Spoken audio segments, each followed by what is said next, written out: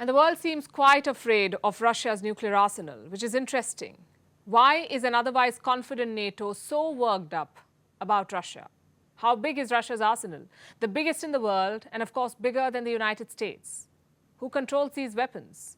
Can Putin really take this beyond words and turn to nukes? He thinks his country faces an existential threat, and he sees the West as the enemy, which is why the statements are worrying. Our next report dives deep into Russia's nuclear arsenal, its command center, and how it can be used. This is the first lighting. The first atomic test by the Soviet Union. It was conducted at a secret site known as the Arzamas-16. The date was August 29, 1949. The scientists knew their personal fate depended on the success of the test.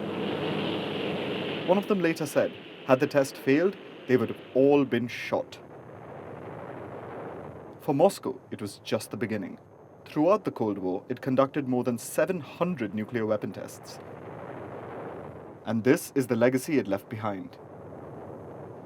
Modern-day Russia has the world's largest nuclear stockpile, inherited from the Soviet Union. The Soviet Union had around 40,000 warheads. No country really needs so many warheads to destroy the planet, so Russia has reduced its inventory since. As of last year, Russia had about 5,977 warheads. That's the total. These are divided into various categories. About 1,500 warheads are said to be retired, but they can still be used. 2,889 warheads are in reserves, and around 1,588 are strategic warheads ready for immediate use. Russia is one of the few countries that have a nuclear triad. What does that mean?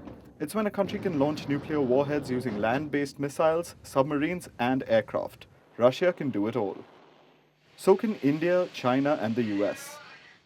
Moscow has 812 warheads loaded onto land-based ballistic missiles, 576 warheads can be launched via submarines, and around 200 warheads are located at air bases which house Russian bomber jets.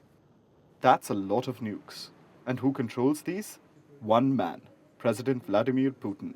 If he so chooses, he can plunge the world into a nuclear catastrophe with the click of a button.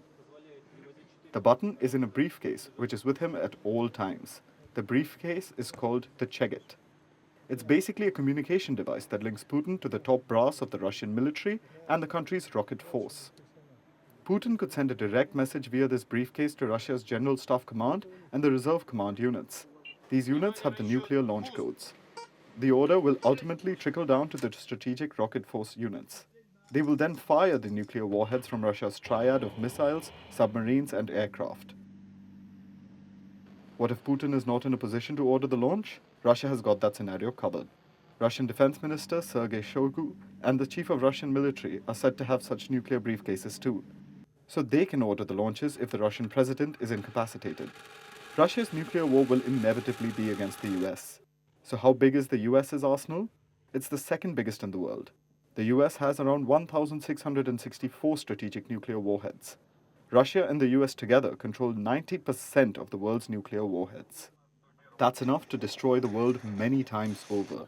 Enough to eradicate life on Earth and change the planet forever. Russia suspending participation in the New START treaty is significant. Even though Russia says it will continue to abide by the restrictions, the decision has got the West worried. Here's what US Secretary of State Antony Blinken said.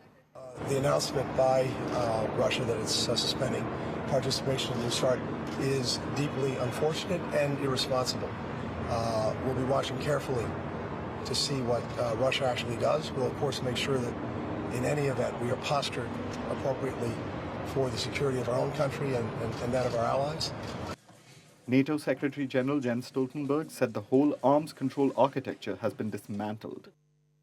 I regret today's decision by Russia to suspend its participation in the New START treaty.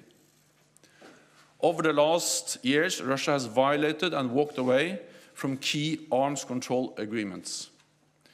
With today's decision on New START, the whole arms control architecture has been dismantled. The world is in uncharted territory. Vladimir Putin now considers the war in Ukraine a fight for Russia's survival. His fight transcends Ukraine's borders. For all practical purposes, Russia is fighting the NATO in Ukraine.